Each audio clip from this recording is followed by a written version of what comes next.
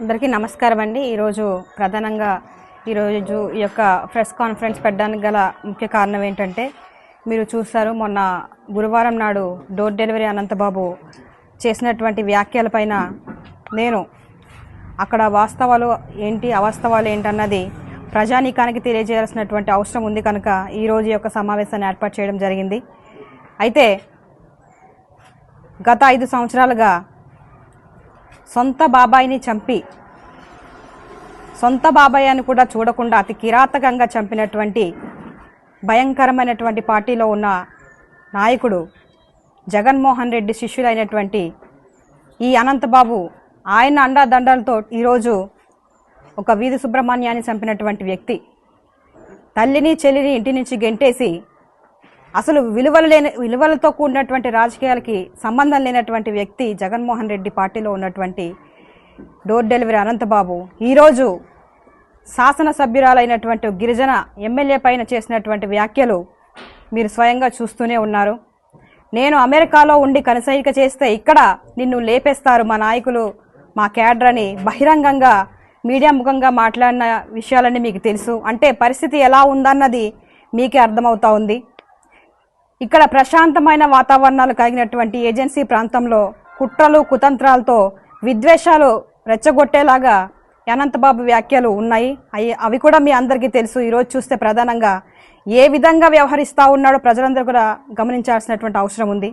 గత 10 సంవత్సరాలుగా ఏజెన్సీ ప్రాంతంలో ఉన్నటువంటి ప్రతిదీ దోచుకొని తిన్నటువంటి వ్యక్తి అనంతబాబు. గిరిజన మహిళలను అడ్డు పెట్టుకొని రాజకీయాలు చేసినటువంటి వ్యక్తి అనంతబాబు. ఒక ఫేక్ సర్టిఫికెట్తో పదవులు చేసినటువంటి వ్యక్తి అనంతబాబు. అలాంటి సిగ్గుమాలిన రాజకీయ బ్యాక్గ్రౌండ్ కలిగినటువంటి వ్యక్తి ఈరోజు జనాల యొద్దకు వచ్చి ప్రజలకు సేవ చేస్తున్నటువంటి ఒక గిరిజన మహిళ పైన, గిరిజన ఎమ్మెల్యే పైన, గిరిజన దళిత మహిళ పైన ఈరోజు ఇంత చులకన భావంతో మాట్లాడడంపై తీవ్రంగా మేము ఖండిస్తూ ఉన్నాం. అంటే ప్రజలకి మేము ఒకటే తెలియజేస్తూ ఉన్నాం, దళితులన్నా గిరిజనులన్నా చులకన భావం జగన్మోహన్ రెడ్డి పార్టీకైనా కానీ, వైఎస్ఆర్సీపీ కాంగ్రెస్ పార్టీ నాయకులకు కానీ కార్యకర్తలకు కానీ గిరిజనులన్నా దళితులన్నా చిన్న చూపు. దాని ప్రకారంగా ఈరోజు ఎంతకు దిగజారన్నది మీకే అర్థమవుతా ఉంది.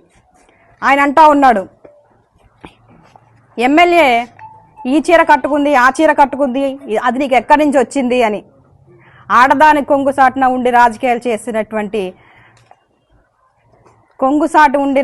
చేసేటువంటి ఆడంగి నా ఎదవ డోర్ డెలివరీ అనంతబాబు ఈరోజు నీతో చెప్పించుకునేంత స్థాయిలో మేము లేం.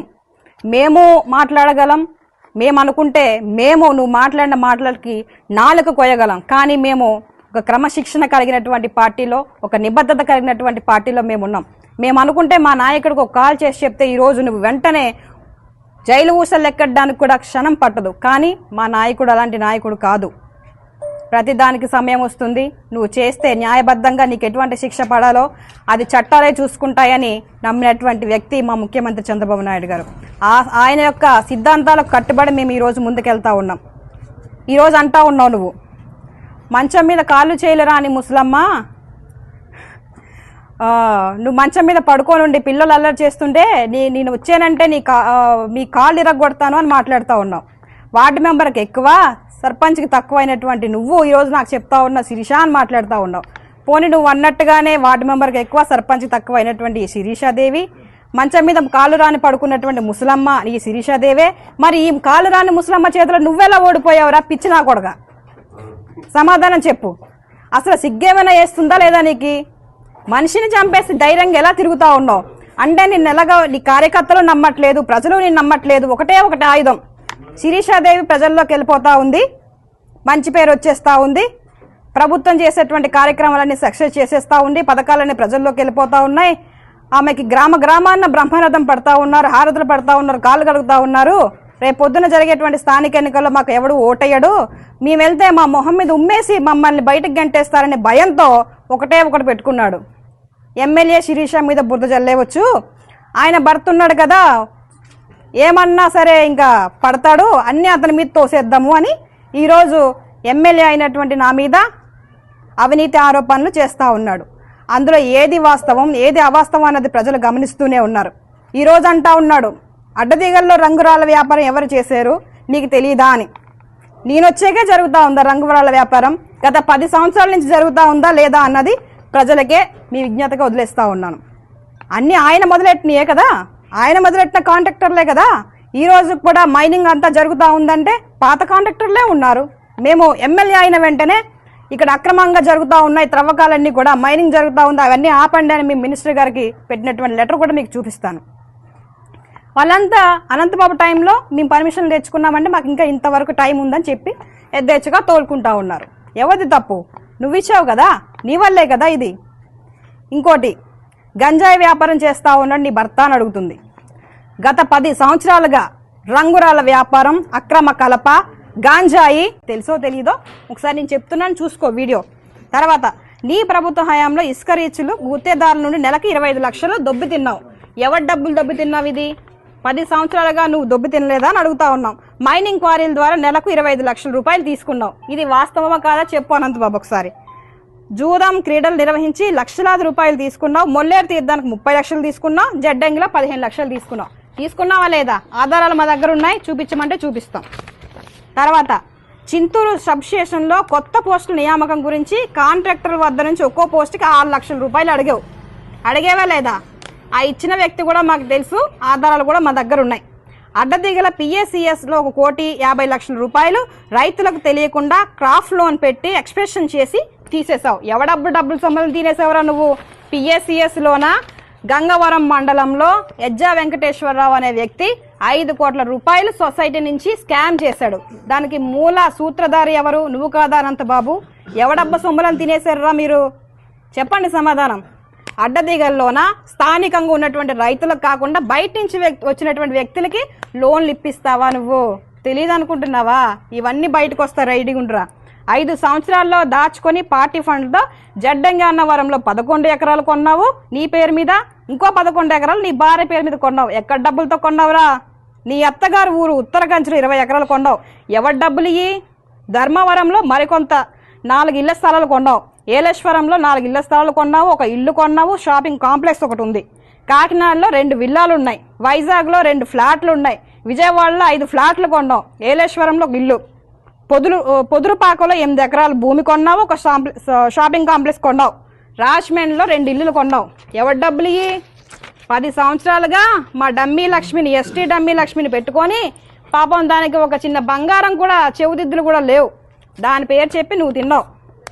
తిన్న డబ్బంతా ఇలాగా ఆస్తుల రూపంలో పోగేసుకున్నావు. మైదాన ప్రాంతాల్లో సోమవరంలో 2 ఎకరాల భూమి కొన్నావు, ఎల్లవరంలో వీరభద్రరావు గారి భూమి 40 ఎకరాలు కొన్నావు, గొండోలు దగ్గర రైతుల దగ్గర నుంచి 15 ఎకరాలు కొన్నావు. ఎవరి డబ్బులు చెప్పాలి అనంతబాబు? గిరిజన యువకులు కూడా కాలేజీ సీట్ల కోసం లేకపోతే సర్టిఫికేట్ల కోసం నీ దగ్గరకు వస్తే వాళ్ళని వాడుకొని నీ యొక్క వాంఛను తీర్చుకున్నావు.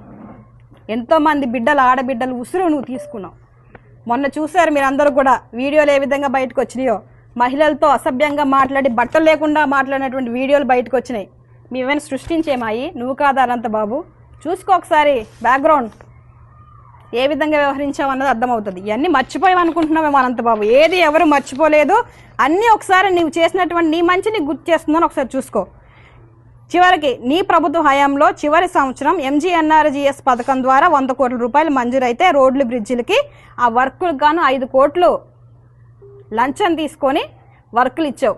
ఆ పని అయిందా లేదా, వర్క్ అయిందా లేదా నీకు అనవసరం, నీకు కావాల్సింది కమిషన్ మాత్రమే. ఆ డబ్బులు ఏమైనాయి? అది పరిస్థితి. ఇక చేపల చెరువు విషయాలకు వద్దాం. ఏజెన్సీ ప్రాంతంలో వ్యవసాయ భూములను వాణిజ్య భూములుగా మార్చడానికి నీకు పర్మిషన్ ఎవడిచ్చాడు? గత 10 సంవత్సరాలుగా నువ్వు అడ్డదిగల మండలంలో ఎన్ని చెరువులు ఉన్నాయి? నీకు ఎంతమంది రైతుల భూములు కబ్జా చేసావు? అసలు వాణిజ్య భూములు పెట్టడానికి పర్మిషన్ లేని ఏజెన్సీ ప్రాంతాలు నువ్వు ఎలా పెట్టావు? మద్దిగడ్డ రిజర్వాయర్ నుంచి వెళ్లాల్సిన పొలాలకి నీరు నీ భూమి నుంచి నీ యొక్క చేపల చెరువులకు ఎలా వెళ్తుంది? ఎప్పుడు చేసావు? నువ్వు అధికారంలో ఉన్నప్పుడు చేయలేదా? ఇవి కాదా అక్రమాలు? ఈ రోజు నువ్వు మాట్లాడేస్తా ఉన్నావు మైక్ పట్టుకొని, మాకి చేలున్నాయి మేము చెంప పగలగొట్టమని. ఒక ఆడదాంతో ఎలా మాట్లాడాలని తెలియనటువంటి, విజ్ఞత లేనటువంటి వ్యక్తితో ఈరోజు మేము ట్రావెల్ చేయడం చాలా సిగ్గుమాలిన విషయం. అది కాకుండా మన డమ్మి లక్ష్మి అతనికి సపోర్ట్గా మాట్లాడుతూ ఉంది. ఎటువంటి అస్తిత్వం లేదు. ఆమె కనీసం తన ఇంట్లో ఉన్న వాళ్ళని సగ్గబెట్టుకోలేని పరిస్థితుల్లోకి తీసుకెళ్లినటువంటి అనంతబాబు ఒక డోర్ డెలివరీ, దళిత గిరిజనులను చంపినటువంటి ఒక డోర్ డెలివరీ అనంతబాబుకి సపోర్ట్ చేసి ఈరోజు మాట్లాడుతూ ఉంది. ఎంత సిగ్గు వాళ్ళ విషయం మీరు చూడండి. ఒక గిరిజన మహిళ సపోర్ట్గా ఉంటారు, లేకపోతే ఇంకోటి పార్టీలు ఉండొచ్చు, ఏదో ఒకటి ఉండొచ్చు. కానీ ఇలాంటి వ్యక్తులను చెంత చేరి ఈరోజు ఎంత దారుణంగా మాట్లాడుతుందో మీరే గమనిస్తూ ఉన్నారు. అయితే ఈ విషయం కూడా మేము ఆల్రెడీ పార్టీ అధిష్టానం దృష్టికి మేము చెప్పడం జరిగింది. ఖచ్చితంగా న్యాయబద్ధంగానే మేము ఎవరిని కూడా అక్రమంగా అరెస్ట్ చేయండి, ఇంకోటి చేయండి మేము చెప్పట్లేదు. ఏదేమైనా సరే అనంతబాబుకి గిరిజనులన్నా, గిరిజన మహిళలన్నా, దళితులన్నా చిన్న చూపు అనడానికి మరొక నిదర్శనం ఈ నిన్న జరిగినటువంటి వీడియోనే మీరు చూస్తూనే ఉన్నారు. మనం అధికారంలోకి వచ్చినా సరే జగన్మోహన్ రెడ్డి సైకో ప్రభుత్వంలో ఎట్లాగైతే వ్యవహరించారో ఇప్పుడు కూడా అట్లాగే మహిళలపైన దాడులు చేస్తూనే ఉన్నారు, మహిళల్ని కించపరుస్తూనే ఉన్నారు. ఈ విధంగా మన రాష్ట్ర వ్యాప్తంగా చూస్తున్నాం. ఈ రోజు ప్రధానంగా ఏజెన్సీ ప్రాంతంలో ఉన్నటువంటి గిరిజన ఎమ్మెల్యే పైన ఈరోజు ఇలాంటి ప్రచారం చేయడం, అసత్య ప్రచారాలు చేయడం, ప్రజల్లో మా పైన చెడ్డ అభిప్రాయం కలిగించేలా వ్యవహరించడం అనేది చాలా సిగ్గుమాలిన విషయం. నేను మరొకసారి చెప్తా ఉన్నాను, అనంతబాబు నేను కొట్టాలంటే ఎంతో సమయం పట్టదు, కానీ అలాంటి క్యారెక్టర్ మాది కాదు. మేము పూర్తిగా డొమెస్టిక్ వైలెన్స్కి అగెనెస్ట్ పర్సన్. నేను శాంతి భద్రతలకి ఎటువంటి విఘాతం కలగకుండా నా పని నేను చేసుకునేటువంటి వ్యక్తిత్వం కలిగినటువంటి వ్యక్తులం కనుక మేము మీలాగా చంపేస్తాం, పొడి చేస్తామని మాట్లాడేటువంటి మనస్తత్వం మాది కాదు. ఇక నుంచైనా బుద్ధి తెచ్చుకొని నీ ప్రవర్తనలో నువ్వు ఉంటే నీకేం మంచిది అనంతబాబు, లేకపోతే త్వరలోనే జైలు ఊసలు లెక్కడానికి కూడా దగ్గరలో ఉండు. ఈరోజు నువ్వు చేసిన పాపాలే నిన్ను ముంచడానికి సిద్ధంగా ఉన్నాయి కనుక నేను మరొకసారి నీకు ఒకటే తెలియజేస్తా ఉన్నాను, కూటమి ప్రభుత్వంలో ఈ ఎమ్మెల్యే సరైన గుణపాఠం నీకు చెప్పే తీరుతుంది. ఇంకా కేవలం సంవత్సరంన్నర మాత్రమే అయింది, మిగతా 3 సంవత్సరాలు ఉన్నాయి. ఈ 3 సంవత్సరాల కాలంలో ఖచ్చితంగా ఏదో ఒక రోజు నువ్వు చేసినటువంటి పాపానికి ప్రాయశ్చిత్తం ఖచ్చితంగా నువ్వు చేసుకోవాల్సిన అవసరం ఉంది. ఈరోజు చూస్తే కూటమి ప్రభుత్వం ఏం చేస్తుంది, ఏమేమి అభివృద్ధి చేస్తుంది అన్నది ప్రజలందరూ కూడా చూస్తూనే ఉన్నారు. మేము చెప్పినటువంటి సూపర్ 6 పథకాలు దాదాపుగా మేము నెరవేర్చేసాం. అవి కాకుండా ప్రజలకి ఉన్నటువంటి నిధులతోనే మేము ఎంతో కొంత చేస్తూ ఉన్నాం. ధనలక్ష్మి మాట్లాడుతూ ఉంది, ఈరోజు 100 పడకల హాస్పిటల్కి మేమే ప్రపోజ్ చేసాము, దాని ప్రకారంగా వచ్చింది, జీవో రాకుండా నేను చేసేసానని చెప్తా ఉన్నా శిరీష అని మాట్లాడుతూ ఉంది. నిజంగానే మీ ప్రపోజ్ చేస్తే మా కూటమి ప్రభుత్వం ఎందుకు ఈరోజు క్యాబినెట్లో దానికి తీర్మానం చేయడం జరిగింది. నిజంగానే జీవో పెండింగ్లో ఉంది, దాన్ని కూడా మేము ఇంకో 2-3 రోజుల్లో జీవో తీసుకొస్తా ఉన్నాం. సింతూరులో పోతా ఉన్నాం. గండి పోచమ్మ నువ్వు చేసావా అని అడుగుతా ఉంది. 230 కోట్లు ఆ టెంపుల్ ఈవో గారు మేము పదే నా దగ్గరకు వచ్చి మేడం వెళ్దాం, ఇది చేద్దాం, అది చేద్దామంటే ధవళేశ్వరాలు మినిస్టర్ గారి దగ్గర తిరిగి ఈరోజు పోలవరంలో ఎఫెక్ట్ అవుతున్నటువంటి గండి పోచమ్మ అమ్మవారి టెంపుల్కి దానికి ప్రొటెక్షన్ వాల్ కింద 230 కోట్లు మేము తీసుకొచ్చాం. అది కూడా నువ్వేం చేసావు శిరీష అని మాట్లాడుతూ ఉంది. ఈరోజు R&R ప్యాకేజ్ విషయంలో ఏం జరిగిందో మీకు తెలుసు. అసెంబ్లీలో మాట్లాడిన 2 టైమ్స్ ఫస్ట్ టైంలోనే మేము 100 కోట్లు తీసుకొచ్చాం. అలా 3 సార్లు ఇప్పటికి R&R ప్యాకేజ్ మేము ఇప్పించినాం. మీరు గతంలో మీరు చూస్తే నీ హయాంలో దేవపట్నం మండలంలో R&R ప్యాకేజ్ విషయంలో పట్టాలు, దొంగ పట్టాలు ఇప్పించి ఎన్ని కోట్లు దొబ్బు తిన్నావో తెలియదు అనుకుంటున్నావా అనంతబాబు? ఇవన్నీ కూడా బయటకు వస్తాయి. నీ నాయకులు ఏం చేస్తారో మాకు తెలుసు, నువ్వేం చేసావో మాకు తెలుసు. ప్రతిదీ కూడా పిన్ టు పిన్ బయటకు వచ్చేటువంటి రోజులు ముందుగానే ఉన్నాయి. నీకు రోజులు కూడా దగ్గర పడ్డాయని మరొకసారి మీడియా సమ్ముఖంగా నేను తెలియజేస్తూ, ఇక నుంచి అయినా ఒళ్ళు దగ్గర పెట్టుకొని నోరు అదుపులో పెట్టుకొని మాట్లాడితే నీకే మంచిదని మరొకసారి హెచ్చిస్తా ఉన్నాను అనంతబాబు.